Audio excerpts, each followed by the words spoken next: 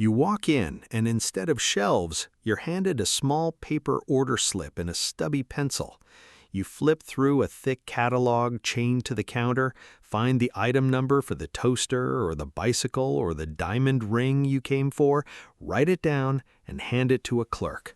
Then you wait, sometimes minutes, sometimes what felt like forever as a kid, watching a conveyor belt somewhere behind the counter, hoping your box would be the next one to appear. That was service merchandise, and at its peak in 1995, according to the company's own corporate history, it operated 406 showrooms in 37 states and pulled in more than $4 billion a year, making it the largest catalog showroom retailer in the entire country. Today, that conveyor belt, that pencil, that whole way of shopping, it's gone. Not just the stores, the entire format.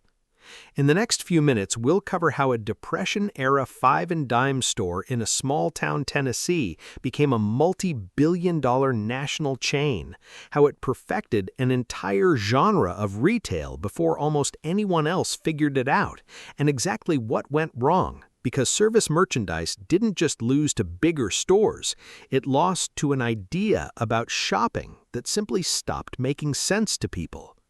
But it started decades before any of that with a couple selling nickel goods out of a small store in Pulaski, Tennessee.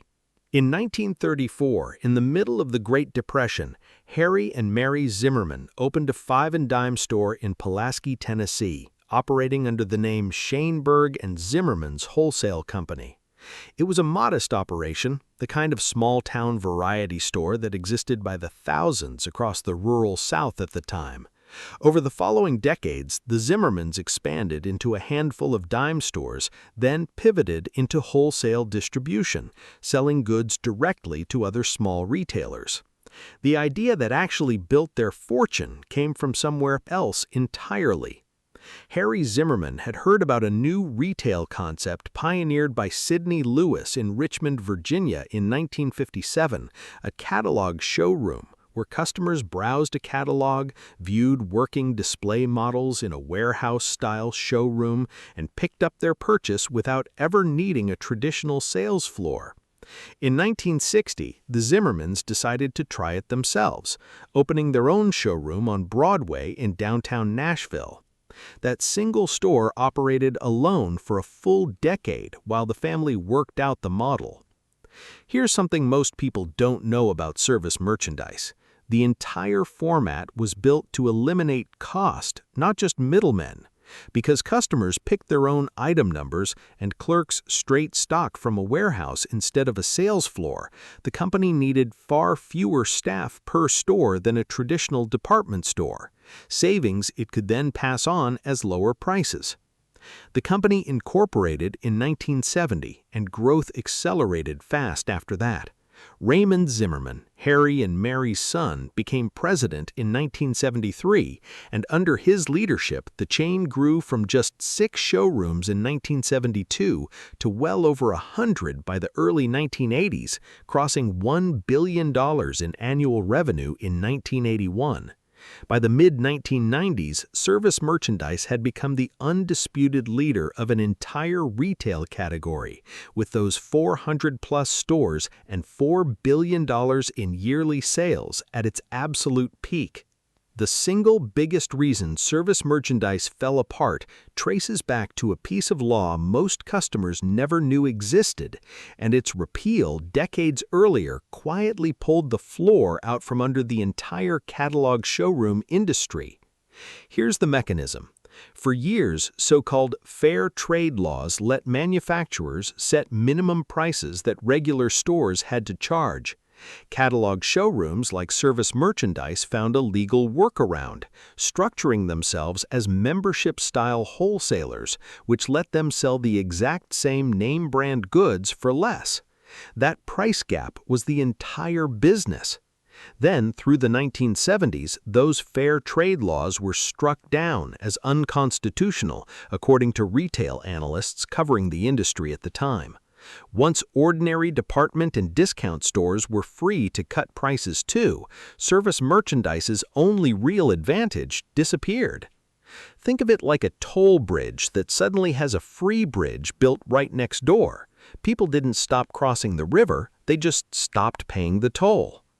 What replaced that advantage was speed. Through the 80s and 90s, Walmart, Target, and Kmart offered wide self-service aisles where customers could grab an item and walk straight to the register. No clipboard, no pencil, no waiting for a conveyor belt.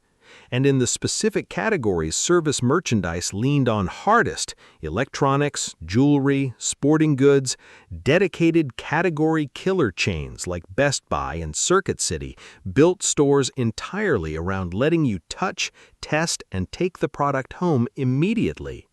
A retail analyst quoted by the Spokesman-Review in 1996 called the entire catalog showroom concept a retailing dinosaur, noting that industry-wide sales had roughly halved from their mid-1980s peak. Service merchandise held on longer than nearly all of its rivals. Best Products, its closest competitor, filed for bankruptcy a second time that same year, 1996, but the pressure eventually caught up.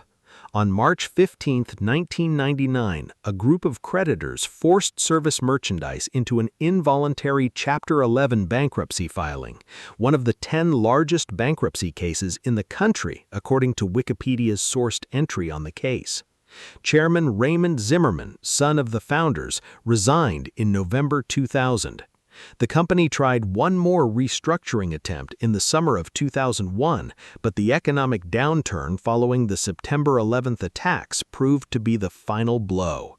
By early 2002, with only around 200 remaining showrooms and its stock trading for less than a penny a share, service merchandise shut every remaining store for good. So what's actually left of service merchandise today? Almost nothing physical. Most of the old showroom buildings across the country have been demolished, repurposed, or sit empty in strip malls that time passed by, the kind of building you might drive past without knowing what it used to be.